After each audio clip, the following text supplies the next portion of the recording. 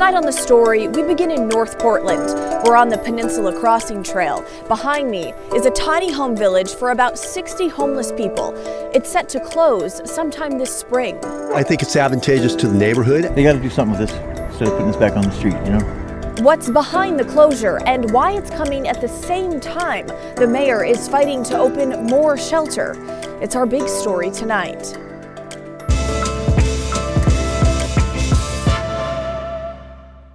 Homelessness is nothing new for this North Portland neighborhood that lines the Peninsula Crossing Trail that for years looked like this. I've lived here for 21 years now in this house, so it was going a little bit down before. In May of 2023, the city cleared the camp and built a Safe Rest village in its place.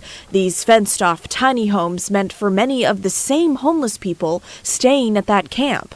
But let's just say, over the years, the village got mixed reviews from neighbors who, to this day, would rather not talk about it. No comment on that particular subject right now. Since it opened 2 years ago, 40 people moved out of the village and into permanent housing, according to the city. But it's set to close this spring to make room for 50 townhomes meant for low-income, first-time home buyers. And I was the one that actually set this up by design. Portland City Commissioner Dan Ryan says this was the plan all along. It was exactly what Portland needs. We want our housing strategy, our whole strategy, to go from chronically homeless to first-time home buyers. The Safe Rest Village has stopped accepting new people, and construction of the townhomes begins this summer. Neighbors now bracing for yet another change. And I think that's a good thing right now, but there's still a lot of concerns I have related to traffic, infrastructure, how they're going to support it, who's going to support it afterwards. A lot of questions. We're stakeholders, so we should be involved in the conversations. Yeah. Others, like Fletcher Tripp, will miss the security the village brought to the area, given its history with homelessness and crime. It's gotten a lot better. I'm worried about not having that presence. The security coming through. We got to sustain those, the security and also the cleanup that you constantly need to do in areas such as that. But then there's people like Terry. It's going to be rough. Nowhere to go, really. He's stayed in the tiny homes for the past year. I was promised housing and it never came through. Now he's afraid he'll end up back on the street in just a matter of months. Horrible and lost pretty much. I thought I was going to get a fresh start here, and then didn't happen. We're told the group running the site is working to move most of the people into other city-run shelters. They said that there's some classes I have to take, or I have to go to recovery for housing, and that's not what the deal was when I first got here. And that's not my issue. I need housing, not recovery. I wish best for them. I hope that they can do it, but you have to want that change. And that right there is something I see often reporting on the streets. People want the help, but on their own terms, and that's just not how it works. As for the affordable housing moving in, it's set to open in 4 years, according to the city's website. And many people, like that homeless man Terry, question if it's really going to be affordable for people like him staying in the tiny home village. We'll keep following this over the next few months to see if the city is able to place everyone in other shelters or if anyone ends up back in a tent on the street. I also want to add, the timing of all of this is interesting, to say the least. While yes, the tiny home village was always meant to be temporary, this closure comes at the same time our new mayor, Keith Wilson, is pitching and fighting to fund his $28 million plan to open more shelter. A natural follow-up question here, so why in the world would they close shelter? Well, I'm told it's not apples to apples. This tiny home village is considered long-term temporary housing with case management and behavioral health services. What the mayor is pushing for are day centers and emergency overnight beds where people go one night or day at a time. His goal is to open 1,500 of those types of emergency beds by the end of this year. Now, a spokesperson for his office tells me those 1,500 beds are, quote, critical components of the broader plan to connect more people to services and permanent housing and end unsheltered homelessness in Portland. We will be watching to see if that happens. But I want to bring it back to the Peninsula Crossing shelter closure in North Portland. It's not just homeless people being displaced, but animals too. The shelter shares its land with the Belmont goats. It's a very Portland thing, a herd of goats for people to visit. Their pen is right next to the tiny homes. Well, they will have to move too to make room for the affordable housing.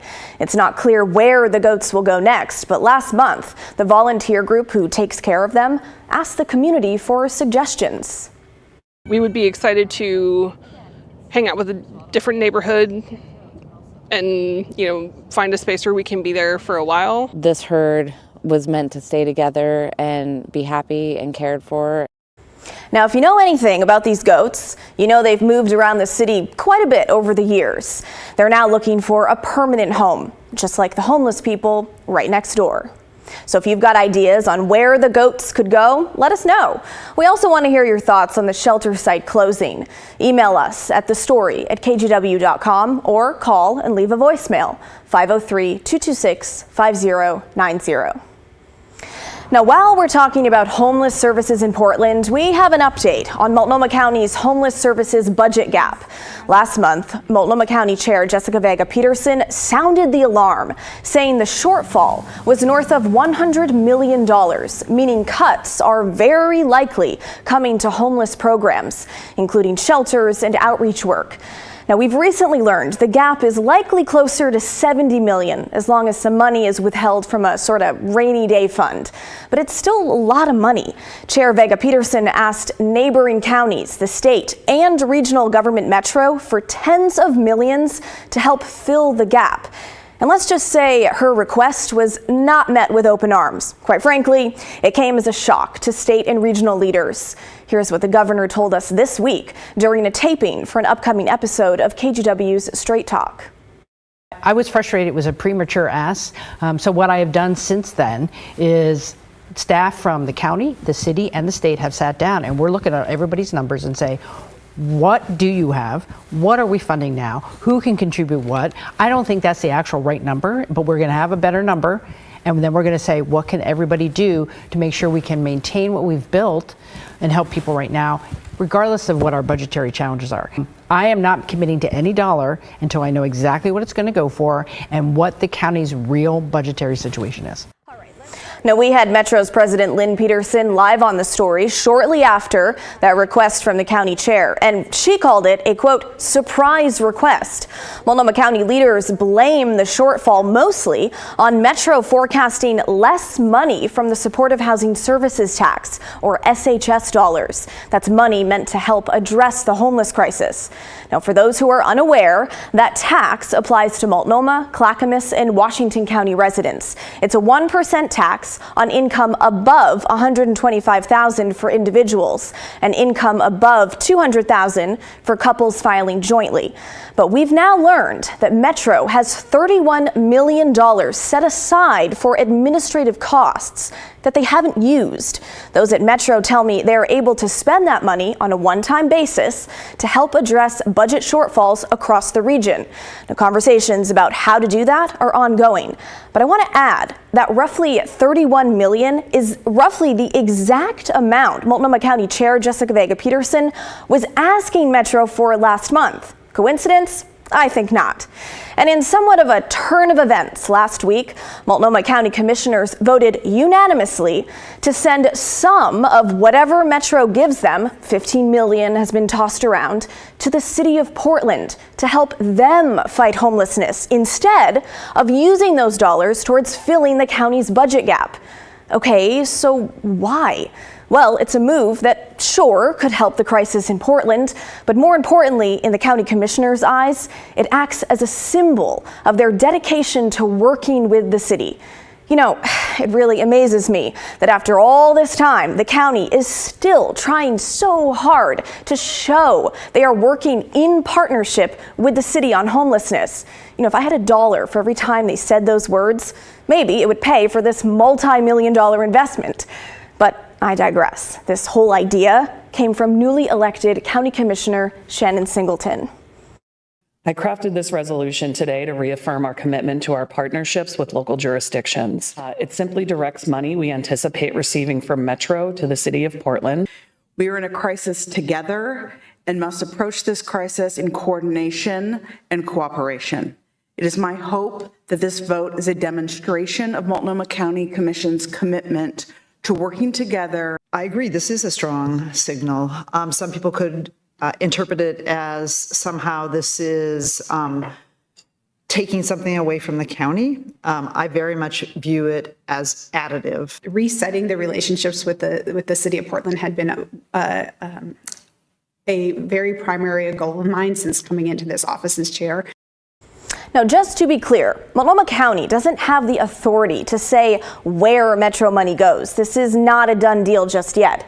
Metro Council still needs to vote on how much of their reserve money they will give to Multnomah County, who will then give it to the City of Portland. That vote is not yet scheduled. Aren't all these layers of government so much fun? Of course, Multnomah County still has its own budget deficit to deal with, and will be following that months-long process each step of the way. Commissioners will have to approve a final budget by the second week of June. We're taking a look now from our Skycam over the state capitol in Salem, because one of the biggest things we're expecting out of this year's session is a new state budget. And today we got a look at the framework for that. A lot of this is up in the air because of uncertainty over funding from the federal government. John Adams is in Salem tonight. And John, what are lawmakers saying about federal funding? Well, Blair, it's just that. There's a lot of uncertainty right now because they have received guidance from the federal government that there could be cuts of up to 30% in federal funds flowing into the state of Oregon and all states across the country. And that's a really big deal because 32% of Oregon's budget is actually made up of federal funds. So right now it's just kind of a wait and see to see what cuts, if any, will be made to federal funding for states. So, John, what do they want to spend money on here in Oregon? Well, Blair, one of the big things, a notable increase in funding from last year into the next 2 years is going to be in the state's emergency fund. Now, if you remember at the end of last wildfire season, they had to call a special session and bring lawmakers to Salem because the state had ran out of money to pay for wildfire costs that were incurred in 2024. Well, now the emergency fund in this framework has been raised from $50 to $100 million in hopes of avoiding that at the end of next wildfire season. And we know this isn't the final budget, so what comes next? Well, Blair, next, the Ways and Means Committee is actually going to be taking a road trip of sorts around the state of Oregon where they will host meetings and town halls with Oregonians where they can give their opinion on what they would like to see funded. The finalized budget will be hammered out over the next couple of months. All right, John Adams in Salem for us tonight. John, thank you. Well, now let's get to some of your thoughts on our big story last night regarding a bill in Salem that would ban discriminatory book bans in school districts across Oregon. Republicans are pushing back, arguing that some of the content currently in school libraries is too graphic and deserves to be banned. The GOP representative even read a sex scene from a book in a high school in his district on the House floor in an effort to illustrate his point. The book ban bill in Salem almost went the distance last year, but fell short. And hundreds of people have testified in favor of the bill this time around. We also talked about a controversial book ban in the Siuslaw School District on the coast of Oregon. The school board there voted to ban a book called Flamer by Mike Corrado, despite a review panel, the school principal, and the librarian saying it should stay in the library. The book is about a Filipino boy who goes to Boy Scout camp and deals with things like bullying, suicidal thoughts, religion, and his sexual orientation. Now, when it comes to banning books in general, Garrett wrote to us, how can the same people fight so hard for banning books, yet feel that high-capacity bullet capabilities need to be available? It makes no sense. As a parent, let me decide what is readable material. Don't go banning books based on your bias or prejudices. Good grief. It seems to me that there's a book with two testaments, and both of them have a lot of sexual content, mostly a lot of adultery, and yet that book never seems to get banned anywhere. Now, how come that one stays and the others go? But not everyone agrees that lawmakers should decide on a statewide policy regarding book bans. Jan wrote to us, Oregon needs to leave the decisions about books to the school districts. This issue is not one size fits all. And a viewer on our YouTube channel chimed in saying, sounds like the debate is more about reasonable restrictions on what kind of material is deemed appropriate for children. We do it with movies, so I don't know why this is so difficult for people to understand. All right, coming up next on the story, the next installment of our damage control series, looking at chemical hair products and their potential ties to things like cancer. Thousands of women across the country are suing some beauty companies for negative health effects they blame on some products. And we'll hear from one of the women involved. That's when the story returns.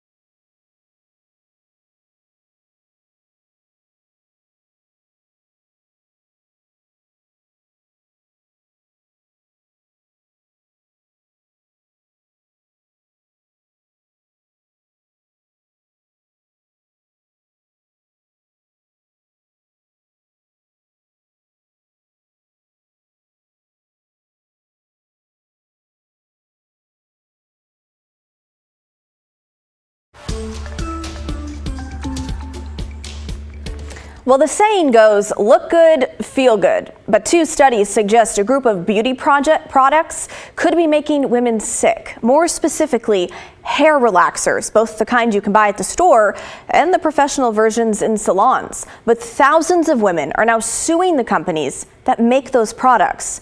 As part of our damage control series, Sierra Putnam spoke with a woman who is part of those lawsuits.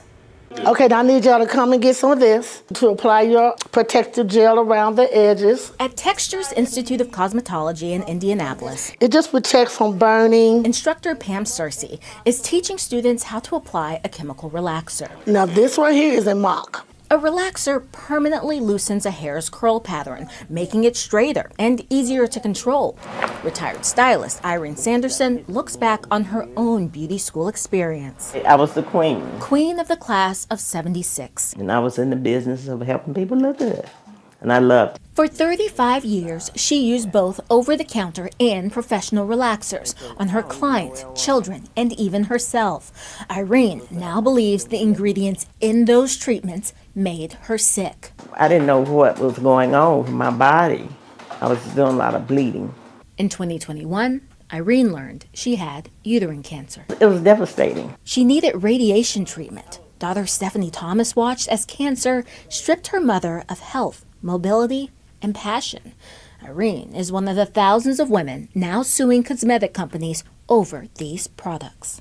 How do you feel that like something that's so part of the culture might be making Black women sick? I felt betrayed. I'm angry. Angry after learning 2 studies found an association between hair relaxer use and cancer. The sister study followed nearly 34,000 women of different races for almost 11 years. Then came the Black Women's Health Study. We followed 45,000 women for over 20 years to look at their risks of uterine cancer over the long term. For years, regular users like Irene applied the product frequently. About once a month, maybe every 5 weeks or 6 weeks. But researchers found women who used relaxers 4 times or more a year were twice as likely to develop uterine cancer compared to those who did not use the products. Scientists say chemicals can seep into a person's skin through cuts, burns, and undetectable microabrasions. And from the bloodstream that's carrying all these exposures to other parts of the body. The Personal Care Products Council, which reports representing 90% of the beauty industry, released a statement saying in part, association is not the same as causation. One does not necessarily lead to the other. The association observed in the study is with people who straighten their hair, not the ingredients in hair products or any specific chemicals, as this data was not collected. That's true, but previous studies have already found chemicals that can interfere with the hormonal system and lead to uterine and other cancers. But you probably won't see the chemicals listed on the back of a relaxer box or tub. Instead, you may see the word fragrance or parfum, a combination of ingredients the FDA does not require companies to disclose. Women don't always know what's in these products. Attorneys like Navan Ward hope legal action will force beauty companies to release documents that list the exact ingredients in these products. The toxic soup of these chemicals is what makes these products dangerous. Those efforts are happening at the federal level through a class action lawsuit involving thousands of plaintiffs like Irene. In response to that suit, attorneys for many of the companies wrote, defendants deny that their hair relaxer products are toxic and or defective in any manner. Defendants further deny that they engaged in wrongful practices and or misconduct of any kind. Ward represents dozens of clients suing cosmetic companies. The manufacturer is responsible if they're going to sell a product to make sure that it's safe. And based on the information that they know and have known for years, quite frankly, it's time for them to step up and do the right thing. Which could include financial compensation, discontinuation of the products, or warning labels. Cersei isn't sure a notice would change much. If they want it, they're going to still use it regardless. It's just like, to me, a pack of cigarettes. If they still want to smoke it, it's there. She and many others are skeptical about the lawsuits. Growing up, Cersei and other Black girls and women didn't always go to a salon. Instead, many received kitchen hair services. My mother didn't know what she was doing. She wasn't a licensed hairstylist. I'm just overprocessed our hair. Cersei says she did not read the studies or the lawsuits. They involve both over-the-counter and professional relaxers. It was glamorized. It was ingrained in our society that this is how you're supposed to look. Irene's family believes ultimately the companies are responsible for what's in the relaxers and how they were marketed. They want people to know these products are now linked to uterine cancer in postmenopausal women, a disease that kills more than 13,000 annually. Black women, like Irene, are the most likely to die. Everybody's gonna die. But it's the suffering before you die. It's the burden that's put on your family. And I don't want that for my family. Well, keep in mind, while Black women are disproportionately impacted by this issue, hair relaxers and other straightening products are used by men and women from all kinds of backgrounds. Tomorrow night on our Damage Control series, we listen in on a multi-generational discussion about the pressure many women face to use these kinds of products from both their communities and in the workplace. And on Friday, we'll wrap things up with where things go from here. Stick with us. We're back right after this.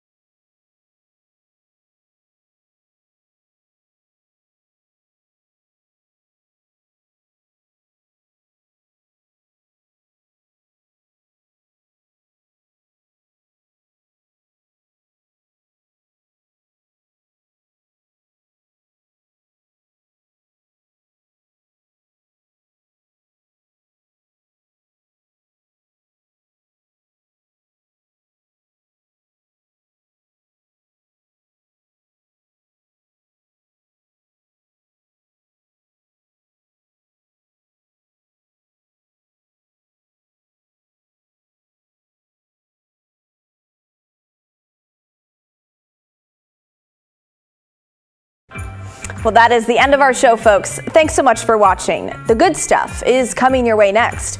And don't forget, everyone has a story to tell.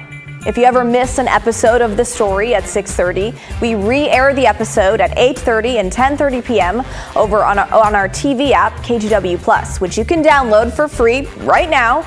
It's on Roku, Apple TV, and Fire TV. In the meantime, enjoy your Wednesday night. It's hump day. We're almost to Friday. I'll see you right back here tomorrow night at 6:30.